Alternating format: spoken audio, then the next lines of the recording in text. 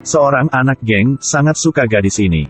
Untuk menyatakan cinta itu, bahkan dia menato namanya di lengan. Dia memukul kakaknya. Meskipun dipukul, dia juga tanpa suara. Tetapi, setelah si preman terlihat tato naga di badan dia, wajahnya diganti segala. Karena dia bertato banyak. Dibuktikan posisinya lebih tinggi. Dia bernama Oh Tae-sik. Dia sudah pernah orang tak takut apa-apapun. Apalagi setelah mabuk. Kerusakannya lebih kuat. Orang yang pernah melawan dengan dia, tidak patah kaki maupun patah tangan. Orang-orang disebut dia ialah anjing gila. Pada salah satu kali melawan, dia tidak sengaja memukul seseorang sampai mati. Setelah itu, dia harus dipenjara selama 10 tahun. Tae-sik bertobat setiap hari di penjara. Ibu orang yang dipukul sampai mati, datang untuk mengunjunginya. Ibu orang itu menyadari dia sebenarnya adalah orang yang baik hati. Tidak hanya mengadopsinya, tetapi juga memberinya sebuah buku. Untuk dia menulis semua hal yang baik. Kata-kata dari ibu terukir di hatimu. Karena Belum pernah mengetahui rasaan keintiman di keluarga. Setelah tinggal 10 tahun di penjara. Akhirnya, Tae-sik sudah lupa semua yang terjadi pada masa yang lalu. Dia menulis beberapa yang dia akan dilakukan di buku kecil. Bahkan itu kecil seperti makan sebuah persik. Setelah makan, dia akan menandai garis miring di buku catatan. Sudah 10 tahun terpisah dari dunia. Semuanya di mata dia menjadi baru. Ketika mandi, melihat lemari modern di depan mata, dia sangat menarik dengan kunci elektronik. Staf datang, memarahi dengan dia. Saat staf sedang melipat handuk, mendengar suara Tae-sik masih berkicau di sana. Dia marah lagi. Ketika melihat tato di badan dia, staf itu takut sampai cegukan. Beres mandi, dia ketemu dengan mantan temannya, Changmu dan Yangki. Sejak dia masuk penjara, si Park pernah dipatah kaki oleh Tae-sik dan Cho Pan-soo, seorang pedagang pada saat itu. Mereka sudah bergabung sama dan menjadi gangster terbesar di kawasan ini. Changmu dan Yangki juga bergabung menjadi kekuatan mereka. Meskipun mereka sudah kaya, tapi diri dengan bos geng, Tae-sik, mereka masih merasa memalu-maluin. Mereka takut dia akan ditempati kawasannya. Jadi begitu, Tae-sik biasanya diawas dengan orang lain. Setelah kenal dengan teman-teman, Tae-sik kembali. Warung bunga Matahari Ibu Kim. Saat Tae-sik dibebaskan dari penjara, Ibu Kim sangat senang. Untuk selamat datang dia kembali. Saat makan malam, Ibu Kim terus menggulung daging yang dibakar untuk dia makan. Membuatnya hampir tersedak. Putri Ibu Kim yang duduk di samping cemberut mengejek. Karena dia kurang paham. Kenapa ibunya mendapat dia jadi anak angkatnya. Dia tidak mau mengakui saudara ini. Di mata dia hanya orang asing. Untuk menjadi seseorang biasa, Tae-sik ke rumah sakit untuk menghapus tato. Dokter berkata, jika dihapus, akan meninggalkan banyak bekas luka. Kelebihan, biayanya tidak murah. Ini adalah karya seni. Kenapa Anda mau dihapus? Tae-sik menjadi karyawan bengkel mobil. Hampir cari uang, hampir menghapus tato. Polisi diam-diam mengawasinya. Sekarang dia pada waktu pengawasan, jika bika apa yang jahat, nanti masuk ke penjara lagi. Di beberapa hari yang dekat, Cho Pan-soo mencalonkan diri sebagai kandidat. Dia berjanji nanti akan memperbaiki kawasan pasar untuk semua orang. Pedagang-pedagang di sini percaya dia. Tapi baru naik mobil. Ini mengerikan. Dia siap membangun pusat pedagangan. Karena warung bunga Matahari Ibu Kim tidak ingin pindah. Jadi konstruksi masih stagnan dan tidak bisa dilanjutkan. Dia panggil Changmu Yangki datang untuk rapat. Siapa bisa menyingkirkan Ibu Kim pindah warungnya? Nanti beri klub terbesar di kawasan ini untuk mengelola. Changmu tahu Tae-sik dan Ibu Kim berhubungan dekat. Jadi diam dan tidak ide apa-apapun. Ketika Yangki dengar Cho Pan-soo berkata, matanya lep cerah. Dia dan bawahan datang ke warung bunga Matahari. Kelompok gangster mengemudi mobil sampai ke warung bunga Matahari. Masuk warung mulai memusahkan barangan di dalamnya. Tae-sik sedang makan, melihat ini, segera berdiri untuk menghentikan mereka. Saat ini, Yangki membuka tirai dan masuk. Kelihatan mantan bos berada di sini. Dia takut banget. Tae-sik melompat. Ambil kerahnya. Keluar. Ini warung ibu saya. Yangki berlari ke Changmu. Lalu dia sudah mengerti. Mengapa Changmu tidak bersaing dengannya saat itu? Dia sudah tahu Tae-sik tinggal di sana. Changmu mencurigai Tae-sik telah bergabung dengan gangster Seoul. Kalau Tae-sik mengelola kawasan itu, mereka pasti tak bisa hidup damai. Tapi Tae-sik tidak bikin seperti pirikan mereka. Dia secara bertahap terintegrasi ke dalam keluarga ini. Dia membelikan Ibu Kim sepatu yang baru. Setelah itu, dia memeluk ibu dengan hati.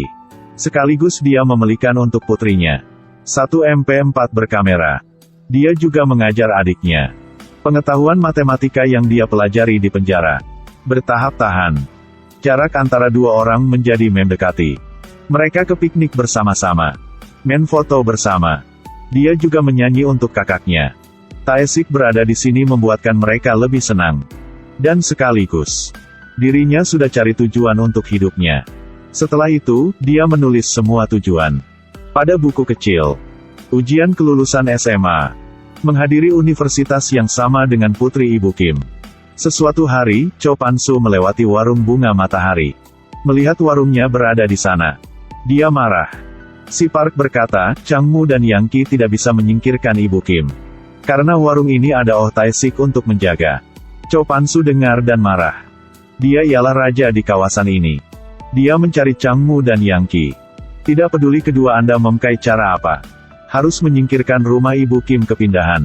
Malam itu, si Park ketemu Tae-sik. Memberitahunya alur dari Cho Pan-soo. Setelah kasih menasihatinya, lebih baik dia mengantar keluarga pindah ke tempat yang lain. Jika tidak, dia dan keluarganya bermasalah. Tidak beruntung, saat dua orang ketemu, bawahan Changmu sudah dilihat. Setelah diketahui cerita ini, Changmu langsung pergi untuk ketemu Yang Ki. Dia pikir Cho Pan-soo bahwa berencana untuk memberikan klub itu si Park akan dikelola. Dua orang memutuskan kerjasama. Changmu berurusan dengan Tae-sik. Sedangkan Yang Ki menangani warung bunga matahari. Pada hari kebesokan, Tae-sik pergi kerja. Yang Ki ke warung bunga matahari untuk mengganggu. Mereka menghancurkan warungnya. Ibu Kim menjaga dan didorong jatuh oleh mereka. Polisi mengawasan dari jarak jauh dan terlihatnya. Oh tahun, saya benci ini. Nunggu sebentar lagi. Putri Ibu Kim melihat warungnya dihancur. Jadi tidak banyak kata. Segala, ambil MP4 memukul Yang Ki. Setelah dia berlari ke warung bengkel mobil untuk memanggil Tae-sik kembali rumah. Tae-sik sampai. Melihat di rumahnya hancur. Changmu kerjasama dengan polisi. Memanggil bawahan-bawahan ke bengkel mobil yang Tae-sik kerja untuk diganggu. Tambahkan sayap ke mobil saya, cepat ya. Maaf. Kami tak bisa bikin ya. Mereka ingin Tae-sik marah untuk memaksanya melawan. Dan memasuknya ke penjara satu kali lagi. Tidak terduga. Sekarang, Tae-sik ingin menjadi orang yang baik. Bahkan karena dia, tuan bengkel mobil juga terlibat. Tae-sik sudah berkata bahwa dia tak melawan akan pasti tak melawan. Dia dipukul sampai seluruh badannya berdarah. Dan di depan tuannya. Untuk menjaga. Baru saja dipukuli di siang hari. Bahkan sampai malam, dia juga tak bisa istirahat. Anak geng di sekolah menyukai putri Ibu Kim. Ketika dia mendengar bahwa dia dipukuli, dia datang untuk tertawa. Setelah itu, ulangi. Kisah dia membunuh anak Ibu Kim sudah 10 tahun yang lalu. Pada waktu itu, putrinya mendengar kisah ini. Kematian kakaknya, dia tidak mengetahui apapun. Orang yang dibunuh kakaknya. Sekarang orang itu menjadi saudara angkat, itulah penghinaan. Dia mengatasi keterkejutan ini dengan cepat. Di matanya, saudara kandung adalah anak nakal dan tidak baik. Seluruh hari hanya minta uang dari ibunya. Kalau tidak memberi uang, dia akan memukul ibunya. Dia lebih benci kakaknya. Setelah itu, dia memanggil Tae-sik ialah kakak dan mengampuninya. Keesokan harinya, Ibu Kim pergi ke Cho Pan-soo. Ibu menggunakan buku harian untuk mengintimidasinya. Anaknya pada tahun itu dipaksa oleh Cho Pan-soo untuk memukul Oh Tae-sik. Akhirnya, satu orang mati, satu orang masuk penjara. Tidak ada yang tersisa untuk bersaksi. Tetapi anaknya memiliki kebiasaan menulis buku harian. Di buku harian sudah menulis kisah ini. Tetapi dia tidak tahu bahwa buku harian ini sudah merugikan seluruh keluarganya. Keesokan harinya, putrinya pergi ke sekolah dan mematahkan kepala dengan batu bata. Ibu Kim pergi ke rumah sakit. Melihat putrinya dalam keadaan koma dan menyalahkan diri. Seorang yang kecil seperti ibu. Bagaimana Anda bisa menolak dengan bos gangster? Ibu memutuskan menjual warung bunga matahari. Malam, Tae-sik menurut Ibu Kim datang ke tempat Cho Pan-su untuk bicara dengannya. Cho Pan-su tertawa, ingin pergi juga bisa. Tapi harus ketinggalan satu lengannya. Untuk menjaga keluarganya. Tae-sik tanpa ragu-garu setuju dengan permintaan ini. Untunglah, si Park sudah lembut. Tendonnya tidak patah, hanya terluka aja. Buku harian di tangan Ibu Kim. Ancaman mutlak bagi Cho Pan-su. Oleh karena itu, dia memintakan Changmu pergi ke rumah dan membunuh Ibu Kim. Setelah mengambil sidik jarinya untuk ambil surat kepindahan tanah, dia membawa buku harian dan pergi. Membuat adegan yang palsu, Ibu Kim membunuh diri. Tae-sik kembali rumah, melihat ibunya sudah meninggal tidak bisa percaya di matanya. Keluarga bahagia sudah hancur. Putri Ibu Kim belum bangun. Setelah beres permakaman, warung bunga matahari juga dihancurkan. Ketika Tae-sik sedang membersihkan barang-barang, terlihat anting-anting Changmu jatuh di lantai. Dia sudah paham, Ibu Kim bukan membunuh diri. Setelah itu, dia pergi ke rumah sakit untuk mengunjungi putri Ibu Kim. Di mimpi, dia memanggil kakaknya, membuatkan hatinya hancur. Akhirnya, dia tidak bisa diam-diam lagi. Dia memasuki ke kawasan Cho Pan-su. Hari ini juga hari mereka mentransfer hak bisnis klub. Tae-sik menuangkan bensin ke pintu dan membakarnya. Setelah memblokir satu-satunya jalan keluar, dia mulai membunuh mereka. Setiap pukulannya mengenai para penyerang. Kemarahannya membuatnya bersuara seperti anjing gila. Tapi dirinya tidak bisa melawan dengan banyak orang. Menurutnya, itu benar-benar penghinaan. Meskipun, dipukulnya banyak kali. Tapi dia tak merasa sakit. Ini seperti perjuangan dari anjing gila. Kekuatan dirinya sepenuhnya dilepaskan. Dia membunuh Changmu dan Yangki. Cho Pan-su melihat mesin pembunuh di depannya. Keringatnya keluar seperti mandi. Akhirnya dia terpojok. Dan dibunuh oleh Oh Tae-sik. Tae-sik diri antara laut api. Akhirnya, dia sudah membalas dendam untuk keluarga yang dicintainya. Orang-orang dikatakan bahwa memutar kepala adalah pantai. Tapi sebenarnya, sebagai seorang gangster, siapapun tak ingin jadi gitu. Nanti, putri Ibu Kim masuk universitas. Tetapi dibutuhnya selalu membawa buku kecil. Dia belajar dari Tae-sik.